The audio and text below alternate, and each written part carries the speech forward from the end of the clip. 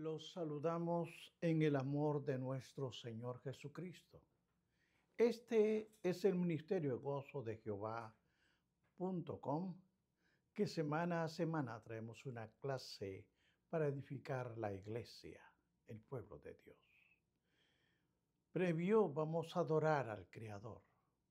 Adorémosle, hermano, como Él se merece ser adorado. Grandes son sus maravillas, honor adorable es una lana de Jehová.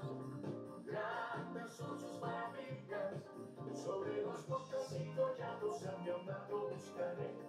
Grande es su hermosura, y al estar en su presencia, gozoso danzaré. Al Señor alabaré, honor adorable es una lana de Jehová. Grandes son sus maravillas, honor adorable es una lana de Jehová.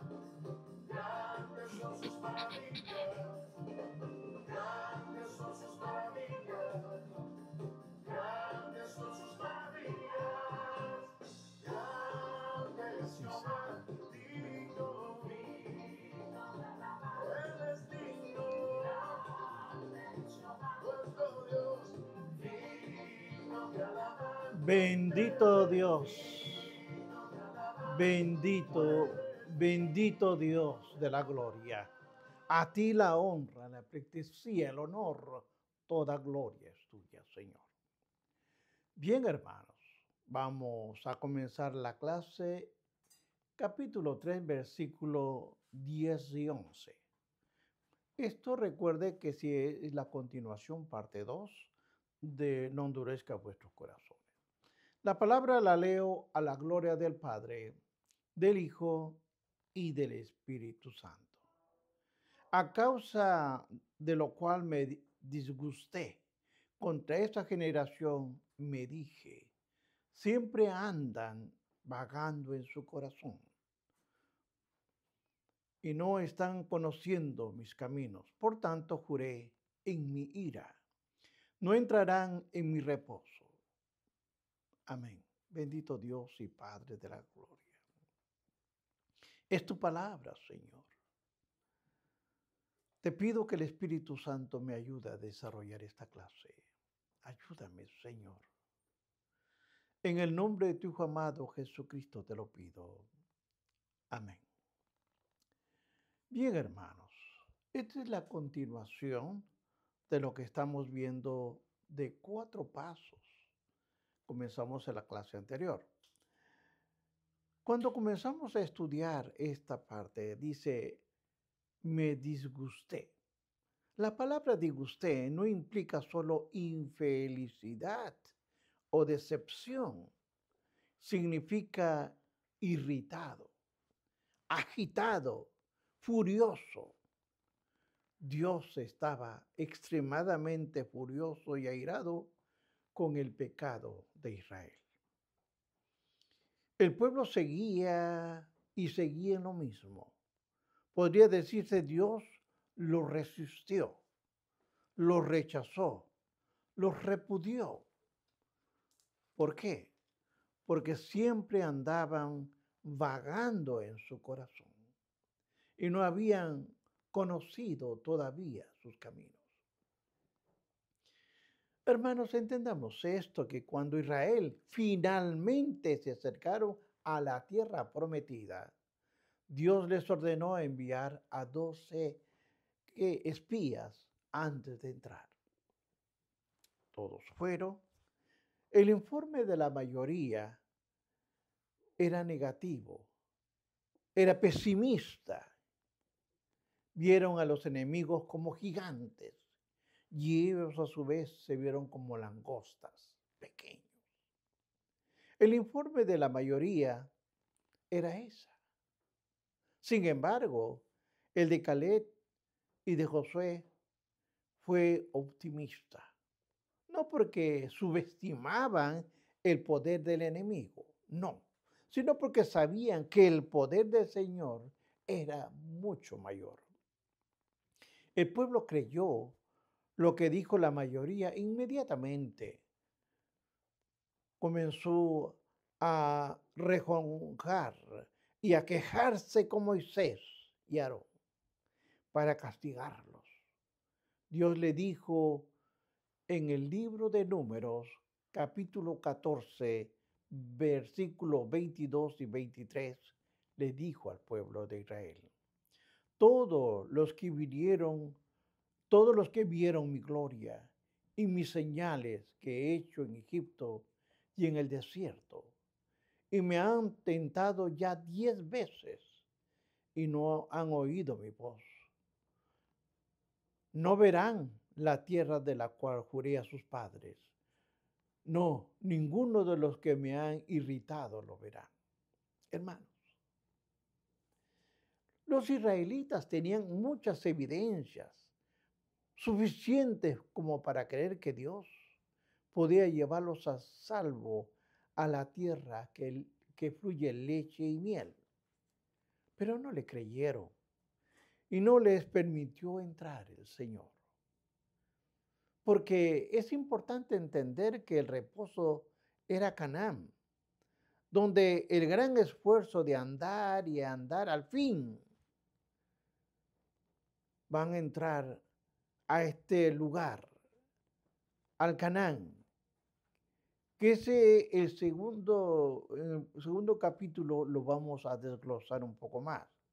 Es ahí, hermanos, donde se acaba el hoy para muchos.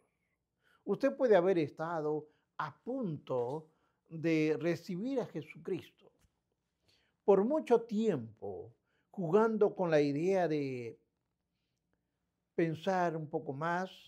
Dios prueba una vez más que eres tú. No estoy seguro aún, no estoy listo, dicen algunos. Y un día Él les dirá: has tenido tiempo suficiente, ya no hay más tiempo. Se acabó el hoy, ya es mañana. Nunca verás la tierra prometida, porque la tierra es prometida para aquellos que creen en fe, aquellos que muchas veces han escuchado la palabra del Señor, el Evangelio, y no quieren escuchar. Si Israel tuvo evidencias más que suficientes para confiar en Dios durante el tiempo que andaban con Moisés, ¿cuánto más tenemos nosotros hoy? Tenemos la evidencia de Jesucristo, la evidencia que es el Hijo de Dios y que murió en la cruz y que resucitó al tercer día. Él vive y da vida a los hombres y a las mujeres. La evidencia está allí, hermanos. La evidencia es segura. Cristo es el Hijo unigénito del Padre. Ha manifestado a Dios, lo ha declarado, ha demostrado su amor, su gracia, ha enviado al Espíritu Santo. No necesitamos un Moisés. Además de toda la evidencia histórica, tenemos la tercera persona de la Trinidad, que es aquel que nos revela a Jesucristo. La incredulidad, queridos hermanos, frente a la abundancia de evidencia. Ni siquiera quienes entraron en la tierra conocieron el descanso en Dios. Porque Dios ordena, Dios manda a espías para que muestren cómo quienes iban a estar ahí. Pero no creyeron. Lo primero que Dios le dijo y les ordenó fue examinar a los cananeos malvados. Sí, hermanos, porque estos eran incrédulos, estos eran impíos. Dios iba a usar al pueblo de Israel como un instrumento de juicio. Los cananeos que estaban en Canaán eran tan paganos que ellos en jarras grandes metían a niños pequeños y los enterraban en los muros de cada ciudad que construía. Dios miraba obviamente todo esto Era una maldad, una impiedad tan grotesca que Dios quiso borrarlos de la faz de la tierra. Pero sin embargo, cuando ellos entraron a Canaán, en vez de exterminarlos a los cananeos, los israelitas se mudaron para vivir con ellos.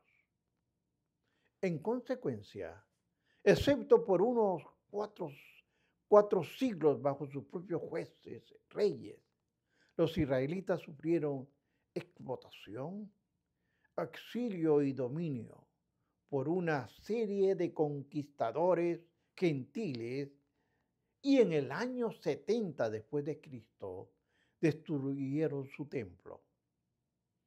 Y desde aquel entonces los judíos han estado esparcidos por el mundo.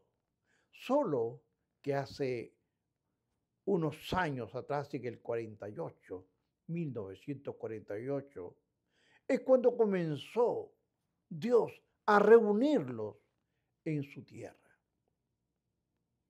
Hermanos, es asombroso cómo era el corazón, como también es el corazón de muchos de nosotros. Vamos a ver el punto número 2, que es la invitación a prestar atención. Vea libros de Hebreos 3:12.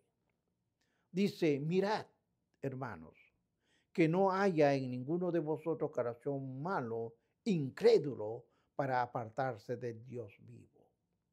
Ahora, vamos a ver esta fase.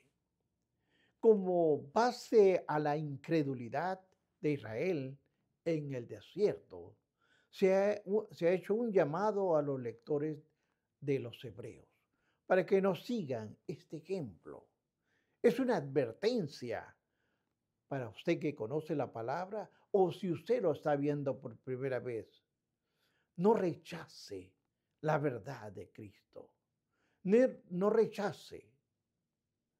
El juicio de los días en el desierto cayó sobre los que rechazaron la palabra de Dios por medio de Moisés. Y la advertencia aquí es a quienes rechazan la palabra de Dios en Cristo. La palabra hermanos, entiende este término, no es una referencia a hermanos cristianos, obviamente no. Esos hermanos santos que enseñé en el capítulo 3:1. Estos son hermanos que se refiere a hermanos raciales, judíos incrédulos, como ocurre con el término de todo libro, del libro de los Hechos. El mayor pecado del mundo, hermanos, es la incredulidad. Esa es la mayor ofensa a Dios y nos produce un daño muy grande. Estos lectores del libro de los Hebreos tenían conocimiento del Evangelio. Ellos conocían el Evangelio y muchos quizás profesaban ser cristianos. Ninguno se consideraba activamente agresor de Cristo, pero todos estaban contra él. Cuando usted cree que usted es un cristiano, pruébese a sí mismo, hermano. No se crea, porque muchos van a los templos, se sientan, se oran, cantan, y Cristo no ha entrado todavía en el corazón. Recuerde que no importa cuán cerca esté una persona para aceptar a Jesucristo como Salvador, si nunca llega a Él, sigue teniendo un corazón malo e incrédulo. Su castigo será, hermanos, mucho más severo por su conocimiento del Dios vivo. Hebreos 6:6 nos dice, cayeron, es imposible que sean otra vez renovados para arrepentimiento. Cuando usted ha oído la verdad en Jesucristo, cuando ha reconocido que es la verdad, pero luego le da la espalda a la palabra, se aleja de ella, no hay nada que Dios pueda hacer por usted. Él ha puesto la palabra. Una vez que haya oído el Evangelio, hermanos, y entendido sus afirmaciones, para luego decirle no a Jesucristo, usted ha recaído, se ha convertido en un apóstata, ha pisoteado la sangre de mi Cristo. El Espíritu Santo dice a todos los que oyen el Evangelio, respondan a Jesús mientras su corazón está aún cálido y suavizado por la verdad de Él. Mientras esté sensible, respondan ¿a qué? A su amor dulce y a la llamada de su gracia. Si esperan demasiado, hermanos, descubrirán que su corazón se vuelve más duro e insensible. La decisión será cada vez más difícil porque su corazón se hará cada vez más duro.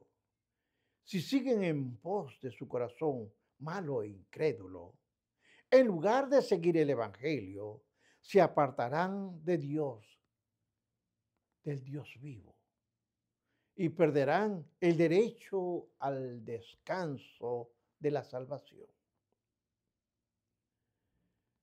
Hermanos, es lamentable, pero separarse de Jesucristo no es rechazar una religión. Claro que no. Más que rechazar el cristianismo tradicional e histórico. Separarse de Jesucristo es darle la espalda al Dios vivo y es darle la espalda a su vida. Esto es serio, hermanos. Esto no es cuento de camino. Vamos a ver la parte 3, que es exhortarnos unos a los otros diariamente. Hebreos 3:13 dice, antes exhortaos los unos a los otros cada día, entre tanto que se dice hoy, para que ninguno de vosotros se endurezca por el engaño del pecado. Hay que exhortarnos unos a los otros diariamente. Ahora entienda usted esto. La palabra exhortaos es del griego parakaleo, una forma de la palabra que usó Jesús para el Espíritu Santo en el libro de Juan 4:16. El significado de la raíz tiene que ver con caminar junto a alguien para ayudarle. El escritor de los Hebreos dice a los creyentes entre sus lectores, pónganse uno al lado de otro y ayúdense. Se les urge especialmente ayudar a sus hermanos judíos incrédulos. Ahora bien, hay que animarlos a no endurecer su corazón, sino aceptar a Jesucristo como el Mesías. Ahora, la palabra engaño que se está leyendo quiere decir artimaña o estratagema. El pecado es una artimaña, hermanos. Siempre está enmascarada. Miente, engaña. Vea y estudia el libro de los Hebreos, el libro de Romanos 7:11. Cuando una persona se endurece espiritualmente, rara vez está consciente de ello. Puede oír el Evangelio de Jesucristo una y otra vez, pero no responde al sí al Creador. He conocido gente que usa siempre la naturaleza vieja. Sugiere constantemente que el pecado no es tan malo y que la confianza en Cristo no es tan importante como lo dice la Biblia. Para algunos, hermanos, para algunos, hacerse cristiano parece muy costoso, muy exigente, muy restrictivo, muy monótono y sin emoción, pero sobre todo innecesario. desde la perspectiva propia, la persona no parece tan impía. Un ejemplo, conocí a un personaje. Él me dijo, cuido de mi familia, le ayudo a mi prójimo, soy buen ciudadano, no soy perfecto, por supuesto, pero tampoco soy malo. En mi vida hay espacio aún para mejorar, pero no necesito la salvación.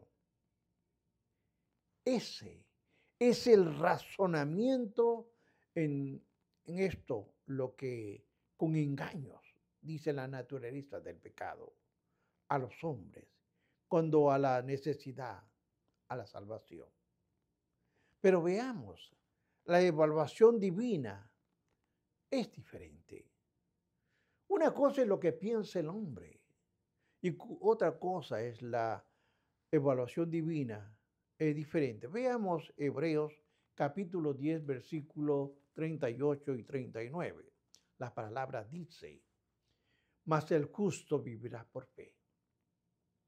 Y si retrocediera, no agradará a mi alma. Pero nosotros somos de los que retroceden para perdición, sino de los que tienen fe para preservarla, su alma. Ahí está. En este versículo está. Usted está al borde de la decisión. Usted que lo escucha. Una decisión en la que no puede escapar. ¿Por qué? Porque cree en la salvación de su alma o cae en condenación. Hay dos caminos. Sin embargo, Hebreos 3:14 nos dice la prueba de la salvación. Mire usted lo que dice. Porque somos hechos participantes de Cristo. Con tal retengamos firme hasta el fin nuestra confianza del principio. Ahora bien, si realmente creemos el Evangelio, si le hemos entregado nuestra vida a Jesucristo, entonces el final del día, del año o de la vida, nuestro compromiso quedará en pie. La prueba más grande de la salvación es la continuidad en la vida cristiana. El creyente verdadero permanece en Cristo. Jesús dijo, vea Juan 8:31, si vosotros permaneciereis en mi palabra, seréis verdaderamente mis discípulos. Hermanos, cuando alguien se aparta del Evangelio, se echa atrás su fe. Solo podemos concluir de que dicha persona no creyó nunca, porque Primera de Juan 2:19 nos dice, salieron de nosotros, pero no eran de nosotros, porque si hubieran sido de nosotros, habían permanecido con nosotros, pero salieron para que se manifestase que no todos son de nosotros. Permanecer en Cristo, permanecer en el Señor es lo que marca la diferencia entre la posesión y la confesión. Veamos el 3 del 15 al 19. Aquí vamos a ver un poco de la incredulidad. Entre tanto se dice, si oyéis hoy mi voz. No endurezcáis vuestros corazones como la provocación, quienes fueron los que habiendo oído provocaron. No fueron todos los que salieron de Egipto por mano de Moisés. ¿Y con quienes estuvo el disgustado por 40 años? No fue con los que pecaron, cuyos cuerpos cayeron en el desierto, y a quienes juró que no entrarían en su reposo, sino aquellos que desobedecieron. Y vemos que no pudieron entrar a causa de su incredulidad. El llamado a acudir al Señor sin demora se vuelve a repetir todo el tiempo. Dios realmente se había irado con todos los que salieron de Egipto. ¿Por qué? Porque no le creyeron. Y en su ira les negó el descanso en la tierra prometida. El escritor les ruega a sus lectores que no sigan el ejemplo pagano, porque van a sufrir ese desenlace. Ahora, hermanos, desobediencia de la incredulidad despoja a los bendecidos, a las bendiciones que atrae juicio.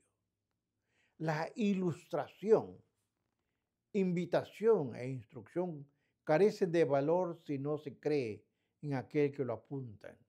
Dios tiene grandes bendiciones preparadas. Quiere derramar esas riquezas sobre nosotros, hermanos, no solo en esta vida, sino en toda, por toda la eternidad. Muchos dicen, no puedo creer, tengo una mente pragmática, empírica, que debe ver los hechos y ponderar toda la evidencia. Conozco personas, sí, que dicen, si no lo veo, no lo creo. Vivimos, hermanos, por fe. Y les voy a explicar por qué. Cuando vamos nosotros a un restaurante sin la seguridad de lo que comemos, o cuando conducimos por una autopista, no tenemos que después de la curva siguiente la ruta nos mande a un río sin puente. Confiamos en las personas que hicieron las autopistas, en las personas que han viajado por ellas antes que nosotros. Casi constantemente vivimos por fe. En el departamento de autopistas, en quien prepara la comida, hermanos, con seguridad. Ponemos fe en todo esto, pero no ponemos fe en el Dios del universo. No confiamos.